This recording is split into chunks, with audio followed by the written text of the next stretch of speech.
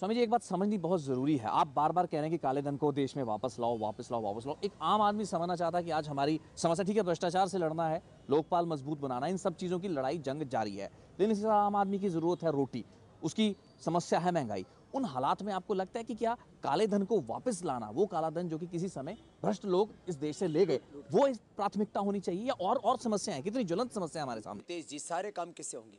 नौकरियां किससे मिलेंगी लोगों को? महंगाई किससे खत्म होगी? स्कूल कॉलेज किससे बनेंगे? जो है नौकरियां लोगों को कैसे मिलेंगी? नौकरी मिलेगी इंडस्ट्री लगाने से। इंडस्ट्री किससे लगेगी? पैसे से। तो पैसे से इंडस्ट्रियां लगेंगी, नौकरियां मिलेंगी, पैसे से ही महंगाई खत्म होगी। इस देश में टैक्स खत्म कर दीजिए सारे, पेट्रोल तो आधे दाम का हो जाएगा। टैक्स लगा रहे हैं ना, किसके लिए? पैसे के लिए। पैसा तो 400 लाख करोड़ रुपए जिस दिन मिल जाएगा तो इस देश में 50 साल तक टैक्स लगाने की जरूरत नहीं पड़ेगी, 100 साल तक टैक्स लगाने की जरूरत नहीं पड़ेगी।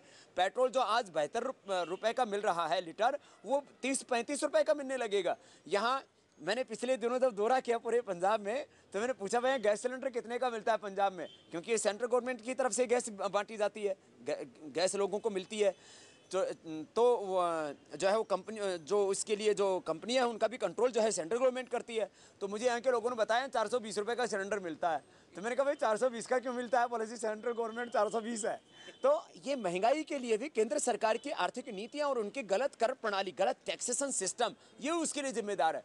तो महंगाई का मुद्दा है, चाहे वो गरीबी का मुद्दा है, चाहे वो बच्चों की पढ़ाई का मुद्दा है, भाई पैसे से स्कूल कॉलेज यूनिवर्सिटी बनेगी, पैसे से इंडस्ट्री बनेगी।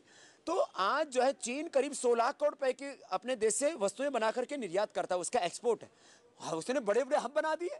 हम यहाँ पर बड़े बड़े इंडस्ट्रियल हब बना करके देश के करीब 50 करोड़ से ज्यादा लोग आंशिक या पूर्ण रूप से जो बेरोजगार, उनको रोजगार दिला सकते हैं। तो सारा काम पैसे से होता है, और पैसा इन लोगों ने लूट के बाहर जमा कर दिया। इसलिए तो मैं कह रहा हूं ये बहुत बड़ा मुद्दा है। काला धन कोई छोटा मुद्दा नहीं है। यदि पैसे के तौर पर भी मिले तो एक परिवार को 20 से 25 लाख रुपए मिलेगा, इतना बड़ा अमाउंट है। 2-4 करोड़ की लूट हो जाती है तो हाय तौबा मस्ती है। ये रितेश भाई 400 लाख करोड़ रुपए का मुद्दा है, ये बाहर भी और अंदर भी। ये इलीगल माइनिंग में, ये रियल एस्टेट के अंदर, ये काला बाजारी के अंदर, उस काले धन का क्या? ड्रग्स के अंदर, और ये जो है राजनीति के अंदर। उस काले धन का क्या? आप कह रहे हैं कि विदेशी बैंकों का काला धन लाओ, और यहाँ पे जो रियल एस्टेट का आपने खुद जिक्र किया, उसमें सभी सरकारें, कई सरकारों के ऊपर बहुत गंभीर, उस जिस पार्टी का साथ आप पंजाब में देने जा रहे हैं उस पर कई और राज्यों में बहुत गंभीर आरोप लगे। देखिए तो इस देश के काले धन का क्या? एक है आरोप, और एक जिन पर आरोप प्रमाणित हो गए, और इसमें उन पर भी एक तरीके से प्रमाणित हुए थे वहां के लोकायुक्त ने। मैं जिस स्टेट की बात कर रहा हूँ, बात एक और कहता हूँ कि एक है, मैंने अब एक कहता है कि भाई चलो हमने जो भी गलत किया उसका हम जवाब और हिसाब देने के लिए तैयार, और आगे से हम पूरी प्रामाणिकता के साथ एक अच्छा लोकतंत्र इस देश में चले, एक जो है कहीं पर भी देश में लूट ना, और जो देश का लूटा है धन वो देश को वापस मिले। तो कांग्रेस जब ये कहती है कि हम 2011 के बाद का जो पैसा स्टैश हो रहा है, तो वो हम भी लाने के लिए ऐसी संधियां कर सकते हैं। 2011 के बाद के लिए उन्होंने संधियां की 85 देशों के साथ। वो भी कितना बड़ा धोखा है रितेश, मैं बताना चाहता हूं पूरे पंजाब के लोगों को, उत्तराखंड और उत्तर प्रदेश और गोवा के ही नहीं, पूरे हिंदुस्तान के लोगों को बताना चाहता हूं। मतलब कितना बड़ा अन्याय, कितना बड़ा धोखा, कितना बड़ा विश्वासघात, और वो भी चोरी भी, सीना चोरी भी। माने एक तरफ चोरी कर रहे हैं और कहते हैं नहीं देंगे चोरी का धन वापस, कहते हैं 2011 से पहले जिन्होंने भी जमा कर दिया उसके बारे में हम आप कुछ पूछ ही नहीं सकते। मतलब ये तो एक तरह से काले धन वालों को बचाने का इससे बड़ा घिनौना पाप तो और कोई किया नहीं आज तक किसी ने इतिहास में। ब्रिटेन ने भी संधियां की स्विट्जरलैंड के साथ, कहा कि जब कभी भी इतिहास में आज तक जो भी काला धन हमारा जमा है वो सब हमें दोगे। उन्होंने मान लिया, और इन्होंने कहा 2011 के बाद जो जमा होगा ना उसका हिसाब आएगा, क्योंकि उससे पहले तो उनके मम्मी पापाओं ने बहुत जमा करा रखा। देखिए यहाँ मैं बात कह रहा हूँ कि भाई देखो, इस देश में मान लीजिए हम कहते हैं कि बस 100% भ्रष्टाचार है, ऐसा मान लेते हैं, तो 90% तो गुनहगार और जिम्मेदार वही है ना जिन्होंने इस देश में 65 वर्षों से राज किया, केंद्रों में और राज्यों में अलग अलग। तो जो बड़े गुनहगार हैं उनको तो पहले सबक सिखाओ, जो बड़े राक्षस हैं उनको तो जो है पहले उनका उन्होंने जो किया है उसका हिसाब उनको पता लगना चाहिए ना। तो पहले 90% वालों को पकड़ो, फिर 10% ठीक हो जाएगा। देखो शुद्धिकरण एक तरफ से शुरू तो होगा ना, तो शुरुआत कम से कम ठीक हुई है। और आप राजनीति में क्यों नहीं आ रहे हैं? इसका क्या कारण हो सकता है, जब आपका पूरा एजेंडा इतना महत्वपूर्ण एजेंडा है, जो कि आप समझते हैं कि देश के नागरिकों के लिए, आम जनता के लिए बहुत महत्वपूर्ण है। जो बात आप जैसे योग गुरु कर रहे हैं वो शायद राजनेताओं को करनी चाहिए थी, ये मांग वहां से उठनी चाहिए थी। अगर नहीं उठ पा रही है तो क्या कारण है? आपके पास काडर है, आपके पास संगठन है, आपके पास एक पूरा ढांचा है, वो सभी चीजें हैं जिसकी जरूरत होती है एक अच्छी राजनीतिक व्यवस्था के लिए, तो क्यों सीधे तरीके से चुनाव नहीं? देखिए, हमारी लड़ाई सत्ता की नहीं है, हमारी लड़ाई सिंहासन की नहीं है, हमारी लड़ाई राजनीतिक शुचिता की है, लोकतंत्र की है, देश की आज़ादी की है, देश की खुशहाली की है। और इस लड़ाई को हम नैतिक पटल पर खड़े होकर के लड़ रहे हैं। ये सिद्धांत की लड़ाई है। कुछ लोग इस हिंदुस्तान को रोम बनाना चाहते हैं, कुछ लोग इस हिंदुस्तान को इटली बनाना चाहते हैं, कुछ लोग हिंदुस्तान को यूरोप बनाना चाहते हैं, कुछ लोग इस हिंदुस्तान को शिक्षा में देख लीजिए, अपनी भाषा में तो हम बीएससी, एमएससी, एमटेक, बीटेक, जो है बीबीए कुछ भी नहीं कर सकते हम।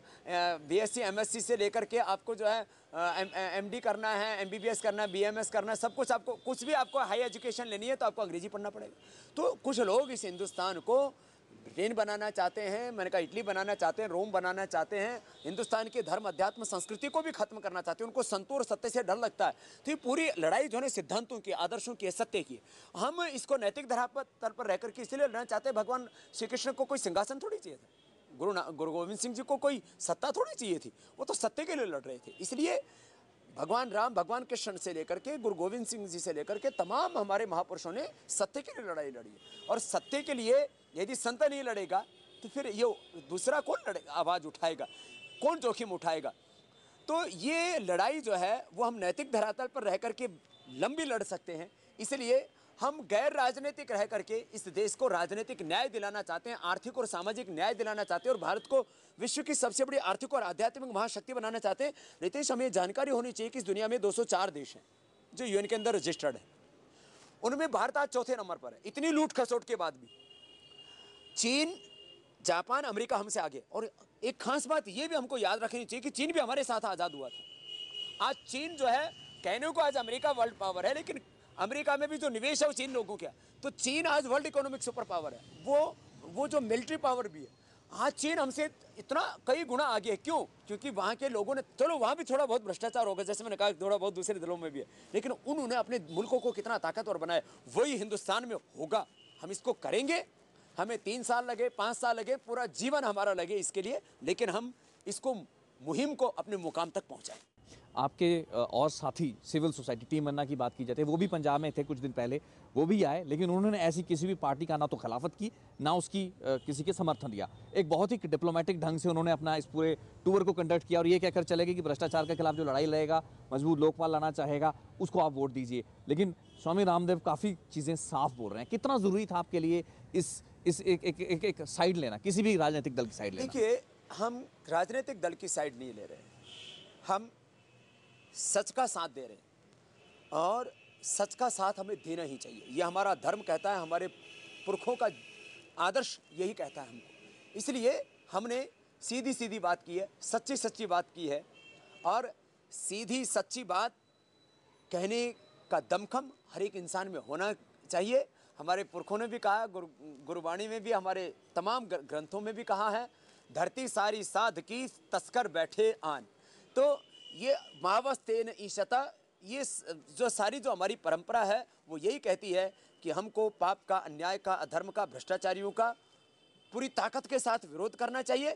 हमने सच के आधार पर, मुद्दों के आधार पर विरोध और समर्थन करने की एक स्वस्थ परंपरा की बात की है और ये आवाज़ उठनी चाहिए। इसी से ये लोकतंत्र की गंदगी, राजनीति की गंदगी साफ होगी और जाते देश को जाते इंसाफ मिलेगा। आखिरी सवाल आपसे, आप होशियारपुर गए थे, जालंधर गए थे, कुदरती खेती, ऑर्गेनिक फार्मिंग को बढ़ावा देने के लिए मुझे ये जानकारी मिली है कि एक लंबी चौड़ी प्रणाली या एक मुहिम शुरू होने जा रही है। 500 एकड़ जमीन में क्या प्लान है? हम किसानों के लिए एक बहुत बड़ा एक मॉडल खड़ा करना चाह रहे हैं और उसकी शुरुआत हमने कर दी है।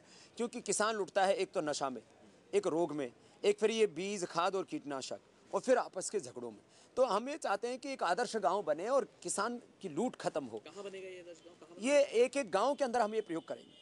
तो ये पटिंडा के भी एक गांव में हम करने वाले हैं, लालियाना गांव है यहाँ, वहाँ पर भी हम इसको करने वाले हैं। ऐसे एक एक जिले में एक एक गांव को लेने वाले हैं कि वहाँ पर ये रोग मुक्ति का, नशा मुक्ति का, एक जो है विषम मुक्त खेती का, ऑर्गेनिक एग्रीकल्चर का, और ये सारा कॉन्सेप्ट चले जिससे कि गांव हमारे खुशहाल हों। आज शराब बेचने वाले, दवाइयों का व्यापार करने वाले, और ये खाद और कीटनाशकों का व्यापार करने वाले ये सब धनवान होते जा रहे हैं और किसान और जो है गांव गरीब होते जा रहे हैं, तो वहाँ आत्महत्याएं हो रही हैं। तो गांव खुशहाल बनेंगे तो हिंदुस्तान खुशहाल बनेगा। इसके लिए हमने ये आदर्श ग्राम निर्माण की योजना और इसमें हमने अलग अलग तरह के ये उपाय हम आगे भविष्य में करने वाले हैं। इसकी पूरी ट्रेनिंग जून महीने से हरिद्वार में शुरू हो जाएगी। चलिए रामदेव जी, बहुत बहुत धन्यवाद, आपने अपना कीमती समय निकाला।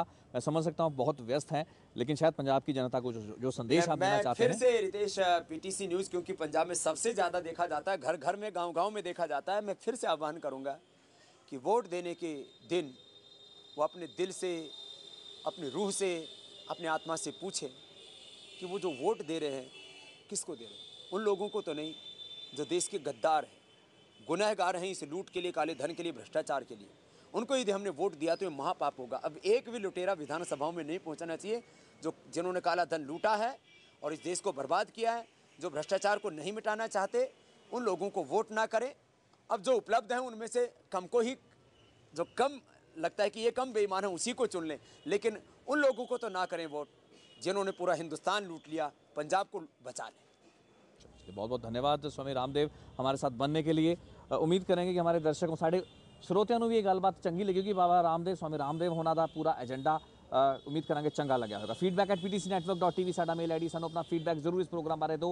उम्मीद करेंगे गलबात चंगी लगी होगी। एक छोटे कमर्शियल ब्रेक तो बाद साडे नाल करनाड़ी बने रहो।